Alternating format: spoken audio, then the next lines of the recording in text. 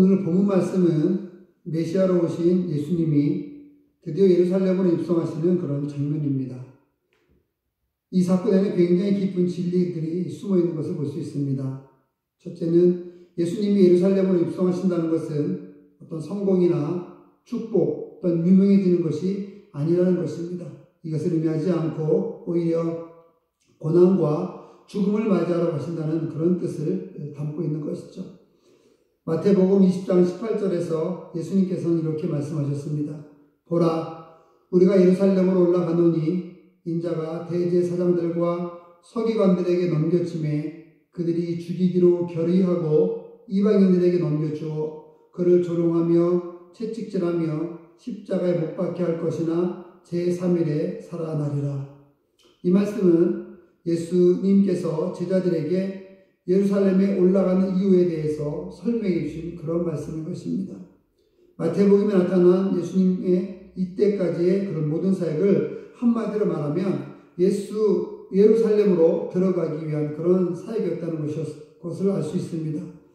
예루살렘으로 들어간다는 말은 인류의 죄를 대신하여 죽기 위해 십자가를 향해 간다는 그런 말이 되겠죠. 우리는 흔히 음식을 먹을 때 그런 얘기합니다. 살기 위해서 먹어야 된다. 사람은 그렇게 얘기하죠.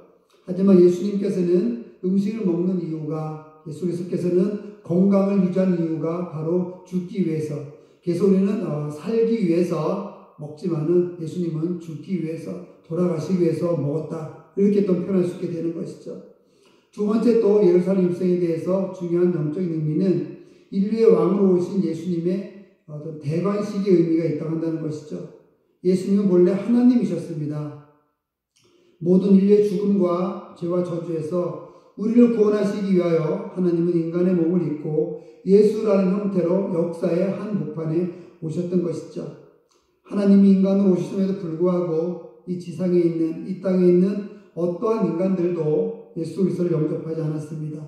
이런 상황을 요한복음에서는 요한복음 1장 4절 5절에서는 이렇게 표현하고 있습니다.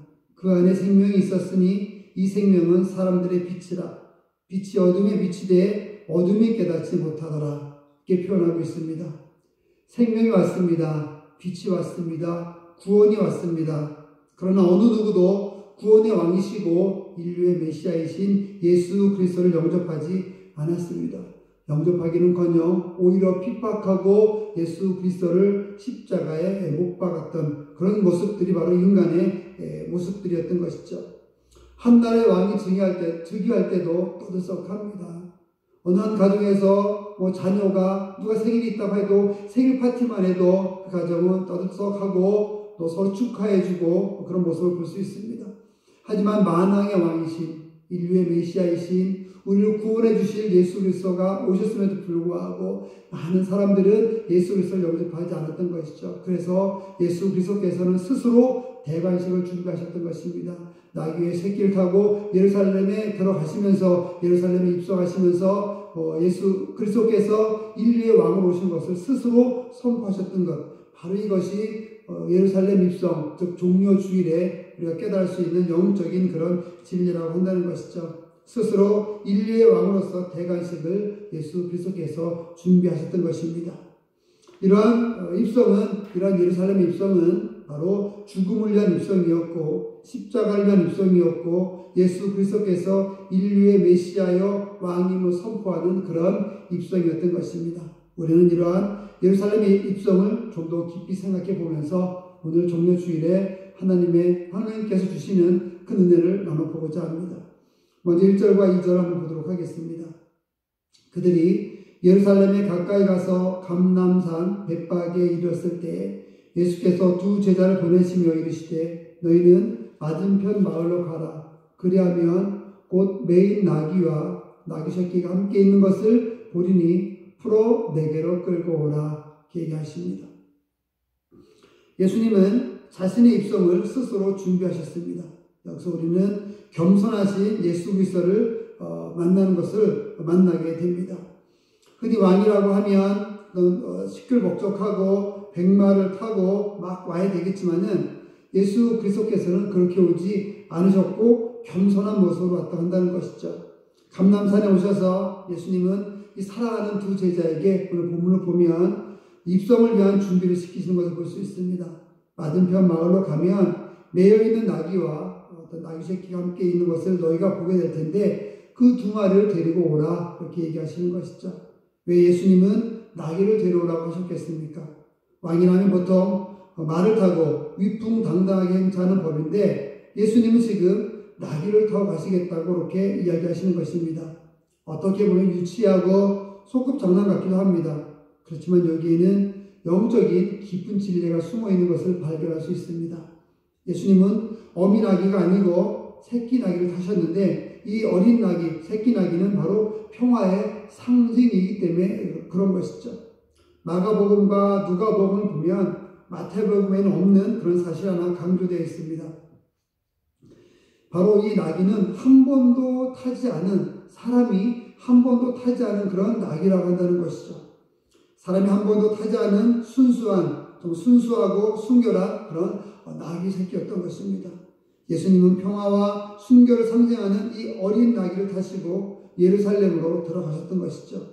비록 아무도 알아주지 않고 아무도 왕으로 준비해주지 않았지만 예수 그리스도께서는 스스로 입성하신 그런 모습이었던 것입니다. 여기서 우리는 다시 한번 예수 그리스도의 진정한 겸손을 보게 되는 것이죠.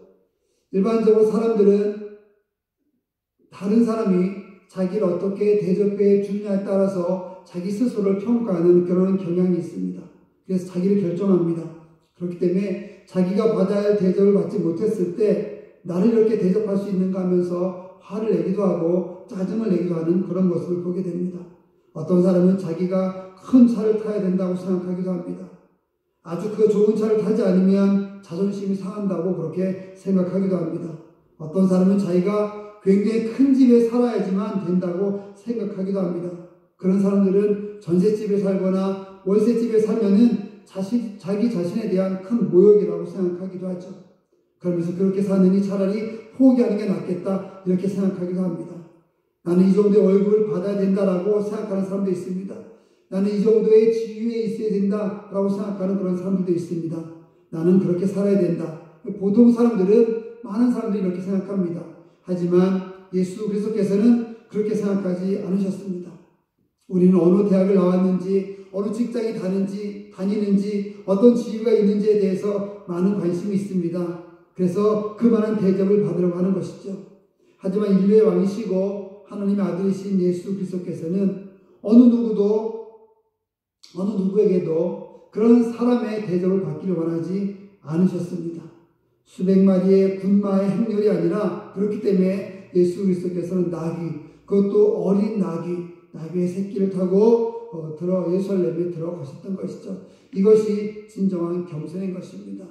생각해 보시기 바랍니다. 예수 그리스도께서 이 어린 나귀를 타고 들어가실 때, 나귀의 새끼를 타고 들어가실 때 예수 그리스도께서는 열등감이 없었습니다. 그런 실망하는 그런 빛도 결코 없었을 것입니다. 사람은 그렇게 초라하게 가면 때는 실망하게 되고, 나를 알아주지 않으면 실망하게 되고 짜증을 내고 화를 내지만은 예수 그리스도께서는 그런 행동을 보이지 않으셨습니다.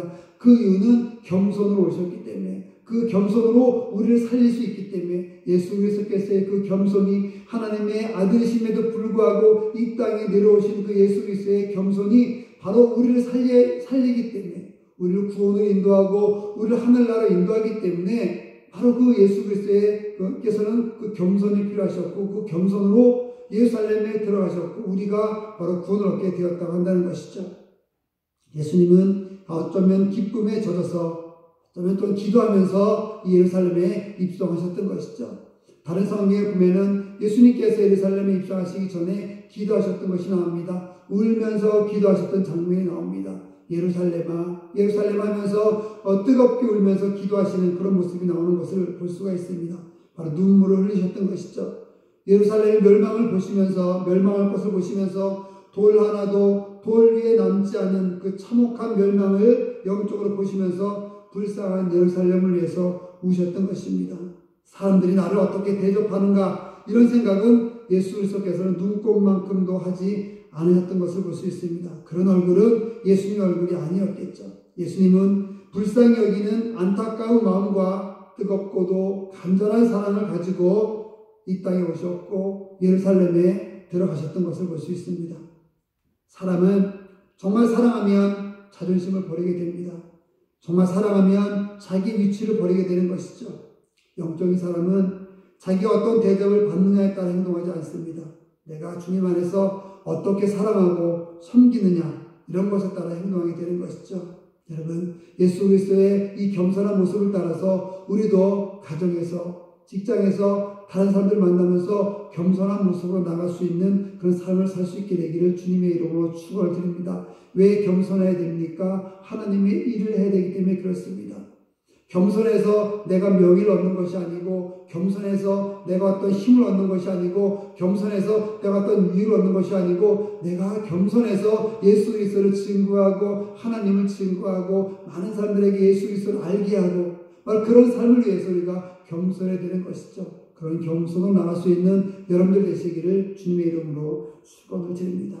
3절을 보겠습니다. 만일 누가 무슨 말을 하거든 주가 쓰시겠다 하라. 그리하면 즉시 보내리라 하시니 얘기합니다. 예수님은 제자들에게 동네 맞은편에 가서 나귀와 새끼 나귀를 끌고 오라고 하셨습니다. 남의 물건을 어떻게 함부로 가져올 수 있겠습니까? 그런데도 예수님은 아무 갈등 없이 이런 명령을 내리시는 것을 볼 수 있습니다. 혹시 누군가가 왜 가져가냐고 물으면 주님께서 쓰시겠다고 하라 이렇게 말씀을 하십니다. 이 말씀을 잘못 사용하면 비극이 생길 수 있습니다. 어떤 사람들은 이 말씀을 오용해서 하나님이 원하니까 내놓으라고 합니다. 이단이나 사위가 그렇게 하겠죠. 그런데 믿음이 없는 상식적인 사람들은 이런 말을 듣고 갈등을 하게 되죠. 그런데 안타깝게도 교회에서도 예수님의 이름으로 이렇게 잘못 행동하는 일들이 많이 있습니다. 예수님의 이름을 잘못 사용하는 것이죠. 여기에서도 볼 수 있는 것은, 이 성경에서 볼 수 있는 것은 이 나귀의 주인이 누구인지 나타나지 않고 있다는 것입니다. 어쨌든 이 나귀의 주인은 분명히 잘 모르지만 하나님을 사랑하는 그런 사람이었다는 것을 유추해 볼 수 있습니다. 그리고 어쩌면 예수님의 12제자가 아니라 숨은 제자였을지도 모르겠습니다. 예수님은 그걸 아시고 그렇게 명령하신 것이겠죠. 예수님이 이 말씀을 하실 때 미안해하거나 갈등하시는 표현이 전혀 없이 당연한 듯한 태도로 명령을 하시는 것을 볼 수 있습니다. 이런 예를 한번 들어보면 좋겠습니다. 특별히 제가 담임 목사니까 저를 사랑하는 어떤 사람이 있다고 한번 가정해 보시기 바랍니다. 이 사람은 평소에 저를 위해서, 이 목사를 위해서 뭔가 자꾸 해주고 싶어 합니다. 이것도 사주고 싶어 하고 저것도 사주고 싶어 하고 뭐 갖다 주고 싶어 합니다. 돈이 있으면 돈도 주고 싶고 옷이 있으면 옷도 주고 싶고 이렇게 여러 가지 많은 것을 해주고 싶어 합니다. 맛있는 것을 갖다 주고 싶기도 하고. 그런데 어느 날 만약에 제가 누구한테 이야기를 해서 이런 저에게 대해서 잘해주고자 해주고 싶은 사람에게 이야기를 전하는 겁니다.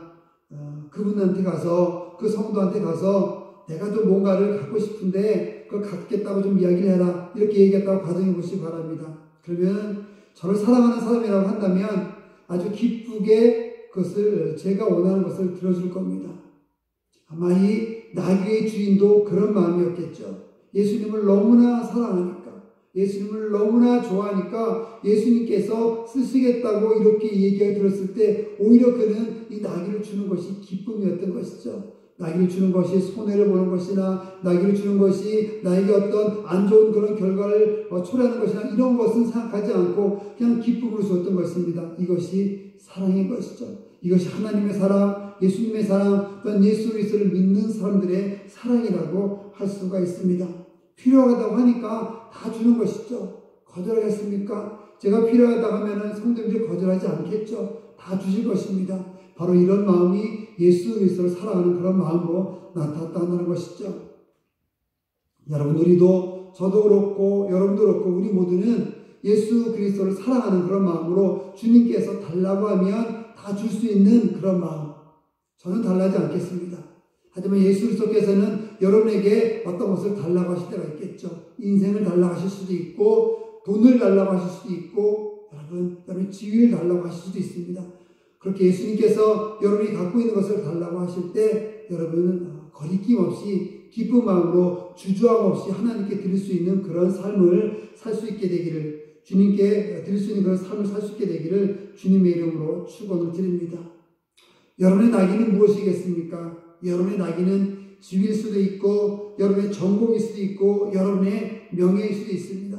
여러분이 그동안 쌓아놓은 공부일 수도 있고, 그동안 쌓아놓은 실력일 수도 있습니다. 하나님께서는 그걸 요구할 수 있습니다. 이 나귀의 주인에게 나귀를 요구하셨듯이, 나귀의 주인에게 어린 나귀를 요구하셨듯이, 예수님께서는 여러분의 삶을 요구하실 수 있고, 여러분의 재능을 요구하실 수 있고, 여러분이 갖고 있는 그 모든 것을 요구하실 수 있습니다. 예수님께서 그것을 드리라고 여러분에게 말씀하실 때, 명령하실 때, 다시 말씀드립니다. 아낌없이 기쁨으로 드릴 수 있는 여러분들 되시기를, 우리 모두가 되기를 주님의 이름으로 축원을 드립니다. 내가 이렇게 돈을 모아놓은 것이, 이렇게 내가 능력을 모아놓은 것이, 내가 이렇게 모든 것을 쌓아놓은 것이, 내가 이렇게 훈련을 받아서 많은 그런 능력을 쌓아놓은 것이 내가 주님을 위해서다. 주님께서 쓰시겠다고 얘기할 때 주님을 위하여 쓰겠다고 내가 준비한 것이다라고 하는 확실한 그런 마음과 그런 확실한 믿음이 우리에게 있어야 된다는 것이죠. 그런 태도가 우리에게 필요한 것입니다. 주님께서 쓰시겠다고 하니까 얼마나 큰 축복이겠습니까? 나의 재능을 쓰시고, 나의 시간을 쓰시고, 나의 명예를 쓰시고, 나의 돈을 쓰시고, 얼마나 큰 기쁨이겠습니까? 주님께서 쓰시기 원한다고 한다면 기쁨으로 드릴 수 있는 바로 그런 삶을 우리가 살 수 있어야만 하겠죠. 그래서 우리가 이 3절에서 통해서 알 수 있는 것은 주님께 쓰임받는 축복을 우리가 알 수 있는 것입니다. 여러분, 여러분의 모든 것을 주님을 위하여 쓰시기 바랍니다. 그것이 나이가 됐든, 그것이 소가 됐든, 그것이 직장이 됐든, 그 어떤 것이 됐든지 간에 주님을 위하여 쓰게 되면 하나님께서 놀라운 복을 여러분에게 주실 것입니다. 주님을 위하여 사용하는 그런 귀한 삶을 살 수 있게 되기를 주님의 이름으로 축원을 드립니다. 주님이 나귀를 쓰시겠다고 하는 이 사건은 단순하고 우연적으로 발생한 그런 사건이 결코 아니라는 것을 4절과 5절을 통해서 알 수가 있습니다. 바로 구약의 예언 사건이라고 한다는 것이죠. 얼마나 엄청난 일인지 이거 모릅니다.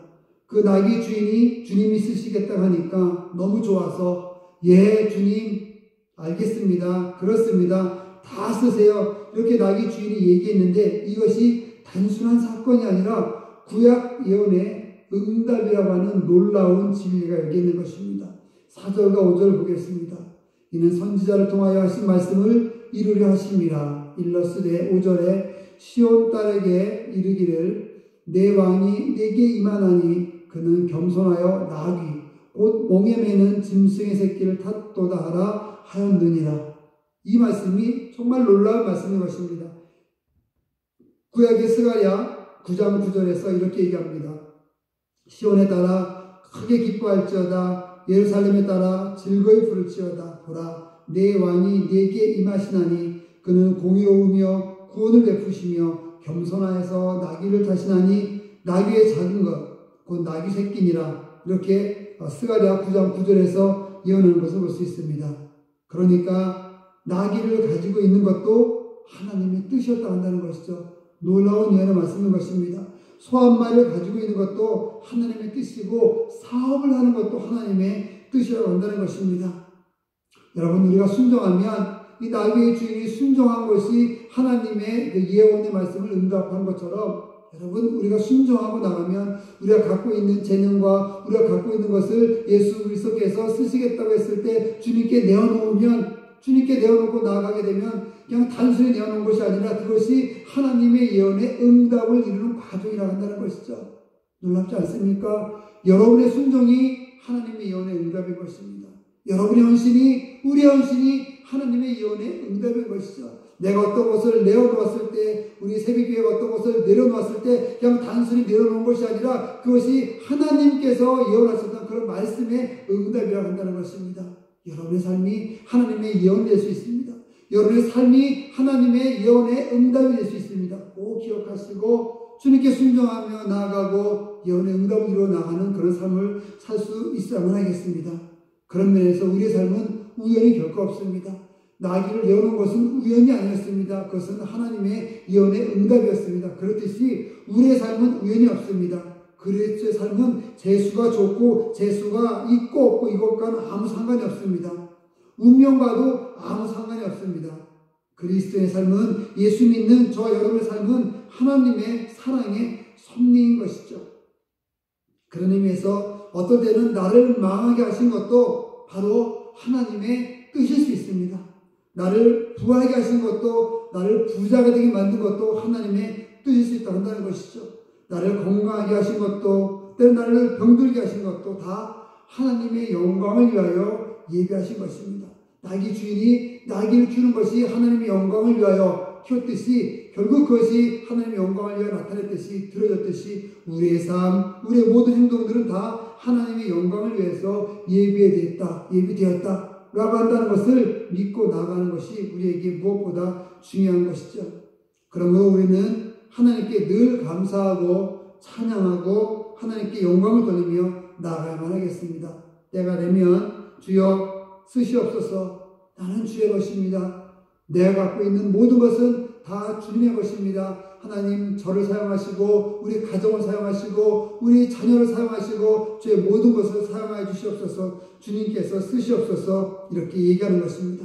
내 인생 열쇠는 나에게 있는 것이 아니라 내 인생 열쇠는 하나님께 있습니다. 이렇게 이야기해야만 하는 것이죠. 우리는 짧은 삶이지만, 짧은 인생이지만 주님이 원하시는 삶을 살아야만 하겠습니다. 주님이 원하시는 직업, 주님이 원하시는 학문을 해야만 하겠습니다. 우리의 헌신과 봉사는 하나님의 예정과 축복인 것입니다. 이 나귀의 주인은 스가랴에 나타난 예언의 응답을 가지고 있었던 것입니다. 오늘 하나님이 원하시면 여러분 순종하시기 바랍니다. 그 순종은 바로 예언의 응답일 수 있습니다. 만약에 이렇게 한번 예를 또 들어보겠습니다. 어떤 사람이 직장을 잃었습니다. 직장을 잃으면 슬퍼할 수 있죠. 힘들죠. 당장 먹을 것이 없는데 얼마나 힘듭니까? 그런데 어떤 사람은 직장을 잃었을 때 뛸 듯이 기뻐하는 사람이 있을 수 있습니다. 어떤 사람이겠습니까? 내가 이제 하나님이 일하시는 시간이 정말 많구나.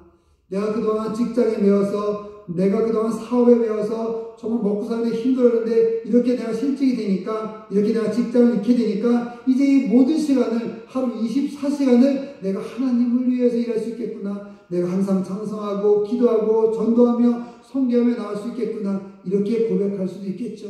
이런 사람에게는 실직이 하나님의 뜻인 것입니다. 이런 사람에게는 무직이 하나님의 뜻인 것이죠. 여러분 어디쯤 해당이 됩니까? 어느 순간쯤 해당이 됩니까? 깊이 묵상하시고 하나님의 뜻을 찾아나가는 그런 삶을 살 수 있는 그런 삶을 갖게 되기를 주님의 이름으로 축원을 드립니다. 6절을 보겠습니다. 이 예수 그리스도의 명령을 듣고 제자들이 가서 예수께서 명하신 대로 행한다 이렇게 얘기합니다.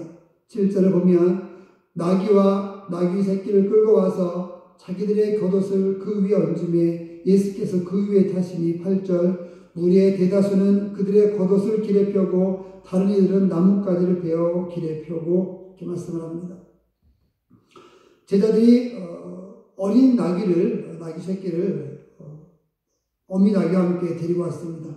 그 다음에 오늘 7절 8절에서 말씀을 나오게 됩니다.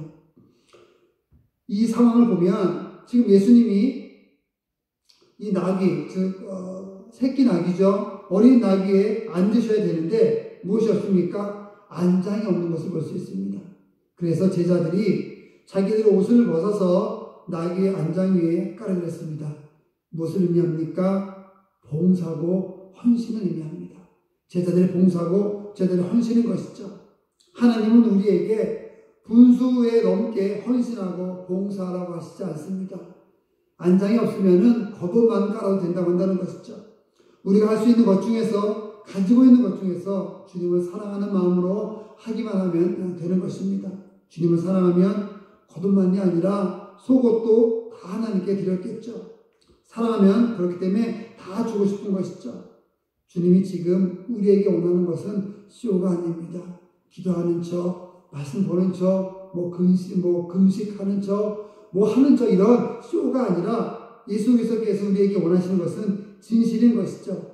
주님, 겉옷밖에 없으면 예수 그리스도께서 여러분에게 겉옷밖에 없으면은 예수님께 겉옷만 깔아드리면 되는 것입니다. 다른 것을 생각할 필요가 없습니다. 내가 할 수 있는 부분에서만 하면 되는 것이죠. 바로 그것이 사랑이고 봉사인 것입니다. 여기 또 놀라운 그런 은혜가 있는데 제자들이 옷을 벗어서 나귀 안장에 깔자 어떤 일이 발생을 하게 됩니다. 무엇이 발생을 합니까? 제자들의 행동을 본 무리들이 자신들도 옷을 다 벗어서 길에 깔았습니다. 길가에 있는 종려나무도 꺾어서 바로 깔았죠.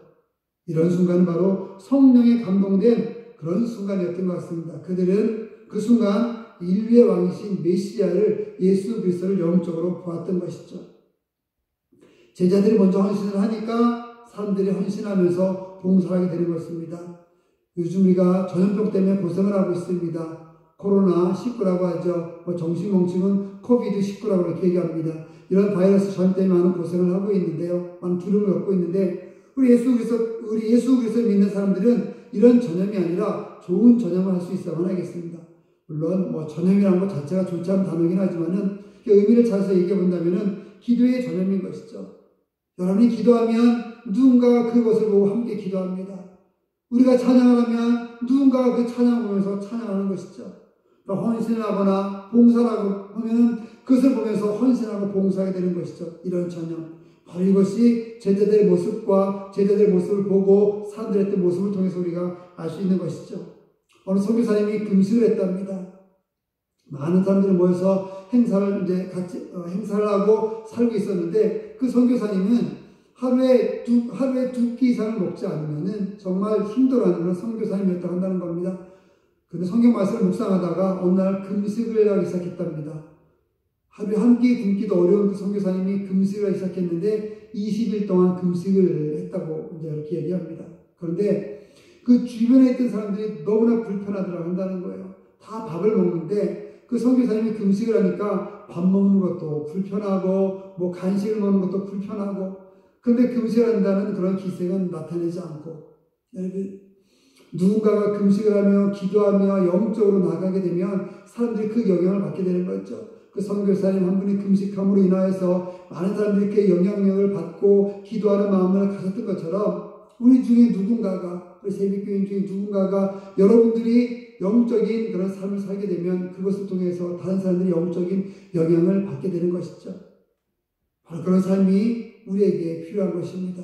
제자들을 통하여서 사람들이 예수님을 섬겼듯이 우리의 모습을 통해서 다른 사람들이 예수를 알게 되는 거죠. 더 나아가서는 우리 새벽교회를 통하여서 여러분들이 섬기는 교회를 통하여서 다른 사람들이 영적인 영향을 받게 되는 것을 여기서 볼 수가 있습니다. 여러분의 직업이 어떤 것이든 여러분이 음악을 잘하든 여러분이 전공을 갖고 있든 여러분이 취미가 있든 어떤 특기가 있든지 간에 그것을 예수님께 드리시기 바랍니다. 제자들이 겉옷을 벗어서 나귀 위에 깔았듯이 많은 사람들이 자기 옷을 벗고 종려나무 가지를 꺾어서 길에 깔았듯이 여러분이 갖고 있는 직업, 여러분의 특기, 취미, 전공, 여러분이 잘할 수 있는 그 모든 것들을 주님께 드릴 수 있는, 주님께 내려놓을 수 있는 그런 삶을 살 수 있는 그런 길을 갈 수 있게 되기를 주님의 이름으로 축원을 드립니다.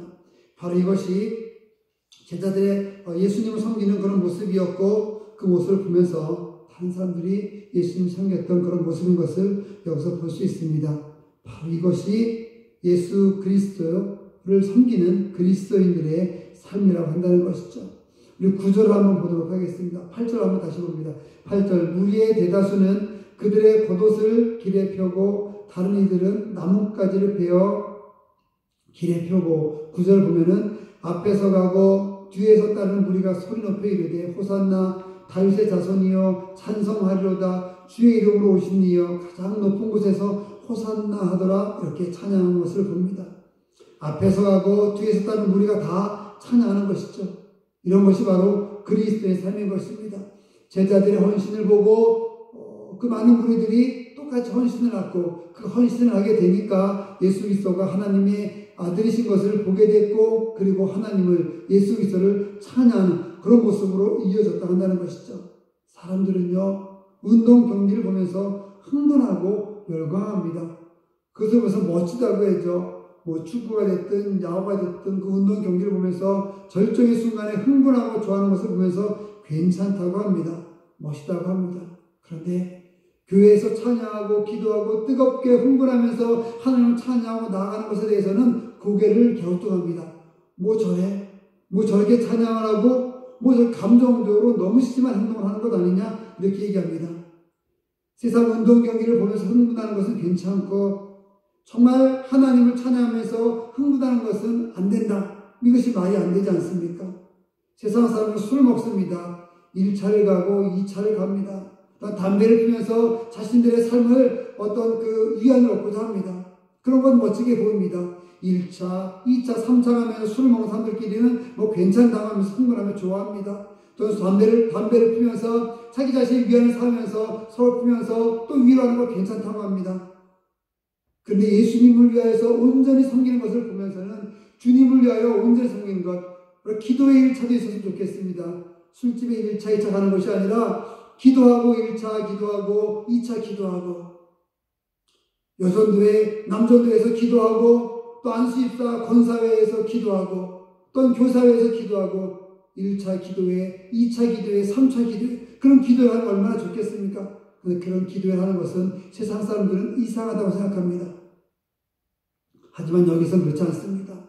이 제자들의 삶을 따랐던 행동을 따랐던 사람들은 호산나를 부르면서 하나님 앞에서 찬양하고 정말 열광적으로 예수 그리스도를 높이는 것을 볼 수 있습니다.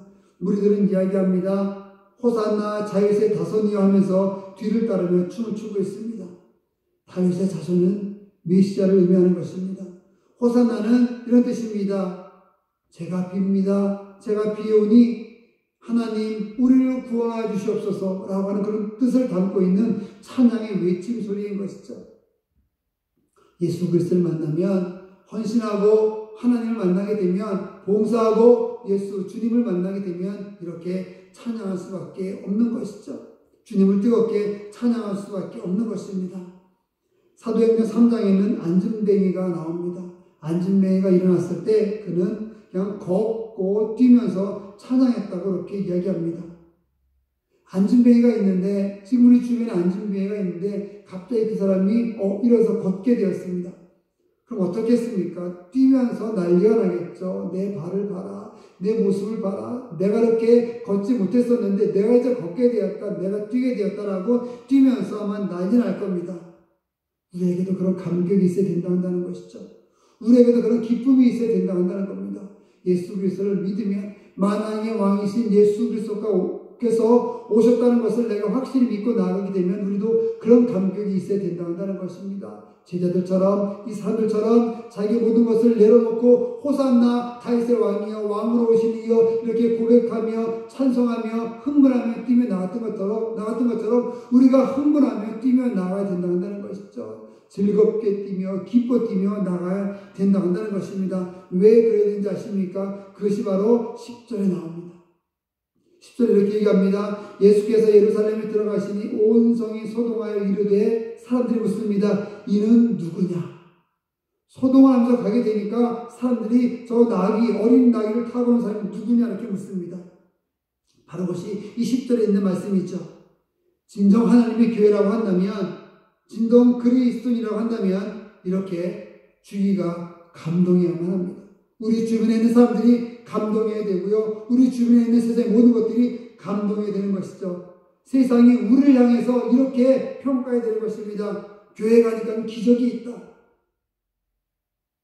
새벽에 성도님들을 보니까 우리 장로님을 보니까 우리 권사님을 보니까 우리 집사님을 보니까 우리 성도님을 보니까 기적이 있다. 거기에 사랑이 있다. 새벽교회 가니까 사랑이 있다. 새벽교회 성도님들 보니까 사랑이 있다. 새벽교회 가니까 기쁨이 있다. 새벽교회 성도님들 보니까 기쁨이 있다. 저 장로님을 보면 나에게 기쁨이 있어.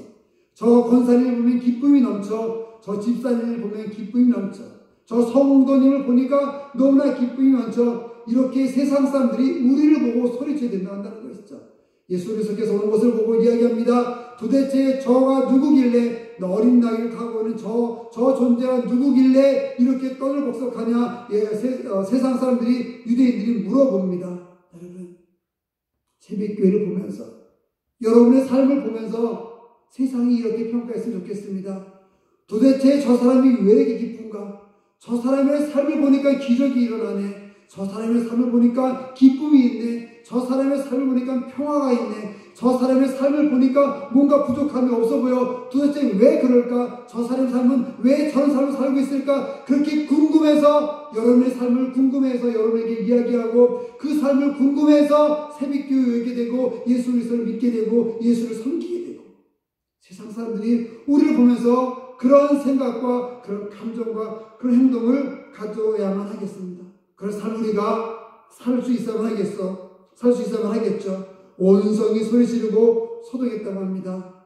여러분, 새벽교회가 여러분들의 삶이 세상 사람들에게 전해져서 세상 사람들이 소동했으면 좋겠습니다. 새벽교회를 통하여서 동두천이 소동하고 여러분의 삶을 통하여서 여러분 주위에 있는 모든 사람들이 소동하고 도대체 저 사람이 왜 저렇게 은혜롭게 살고 있는지, 왜 저런 삶을 살고 있는지 거룩한 영적인 엄청난 영향력을 제공하며 끼치며 살 수 있는 그런 길을, 그런 삶을 살 수 있으면 좋겠습니다. 여러분의 삶을 통해서 오늘 그런 일이 있었으면 좋겠습니다. 저 사람이 누구냐? 저 사람이 믿는 하나님이 누구냐? 저 사람이 믿는 예수님이 누구냐? 이렇게 물어볼 수 있는 그런 놀라운 일이 있게 되기를 주님의 이름으로 축원드립니다. 그래서 이렇게 무리가 물었을 때 11절에 보니까 제자들이 대답합니다. 무리가 얘기합니다. 갈릴리 나사렛에서 나온 선지자 예수님입니다. 예수다. 이렇게 11절에 얘기합니다. 왜 이런 소동이 있었습니까? 예수님 때문에 이런 소동이 일어난 것이죠. 우리의 삶에, 여기 나와 있는 제자들의 삶에, 제자들의 그 순간에, 그 사람들의 순간에 예수 그리스도가 충만했으니까 사람들을 궁금하게 만들었고 사람들을 예수님께 오게 만들었습니다. 우리의 삶도 이렇게 예수 그리스도의 삶으로 충만한 그런 길을 갈 수 있어야만 하겠습니다. 주님의 이름으로, 하나님의 이름으로, 예수 그리스도의 사랑으로 이 충만한 삶을 살 수 있어야만 하겠습니다. 그런 삶으로 나아갈 때 세상 사람들이 하나님을 알게 되고 예수 그리스도를 알게 되겠죠. 오늘도 그런 이 거룩한 종료주일을, 예루살렘 입성을 우리가 묵상하면서 깊은 그런 진리들을 깨닫고 나갈 수 있으면 좋겠습니다. 말씀을 한번 정리해 보도록 하겠습니다. 예수 그리스도께서는 예루살렘에 가셨습니다. 종료주일을 오늘 바로 그것을 지키는 기념하는 그런 주일이 되겠습니다. 여러분이 가는 길은 어디입니까? 하나님을 위한 그런 길을 가고 있는지 한번 묵상해 볼 수 있기를 바라겠습니다. 예수님께서 나귀와 어린 나귀를 데리고 오라고 얘기를 하고 어린 나귀를 타고 가셨습니다. 여러분 순종하시기 바랍니다. 주님께서 여러분의 삶을 원하시면 여러분의 삶을 들으시기 바랍니다. 여러분의 가장 소중한 것을 원하시면 그 소중한 것을 하나님께, 예수님께 드릴 수 있는 그런 삶을 살 수 있게 되기를 주님의 이름으로 축원을 드립니다. 그 이후에 주님께 헌신하고 순종하고 나가서 여러분의 삶을 통하여 다른 사람들이 하나님을 믿게 되는 놀라운 길을 갈 수 있게 되기를, 그런 삶을 살겠노라고 다짐하는 길을 가는 그런 여러분들 되시기를 주님의 이름으로 축원을 드립니다. 기도하겠습니다. 하나님 아버지, 예수님은 많은 사람에 의해서 예배를 받지 않으시고 신앙이 깊고 영적으로 깨끗한 한 여인으로부터 진정한 십자가 예배를 받으셨습니다. 우리도 이런 예수님의 겸손을 본받아 우리의 삶을 하나님의 영광을 위해 준비하게 하여 주시옵소서. 우리 삶이 예수로 충만하게 하여 주시옵소서. 우리의 삶이 호산나 다윗의 자손이여 높은 데서 오시는 이여 영광을 받아 주시옵소서라는 찬양으로 가득하게 하여 주시옵소서. 예수님의 이름으로 기도드립니다. 아멘.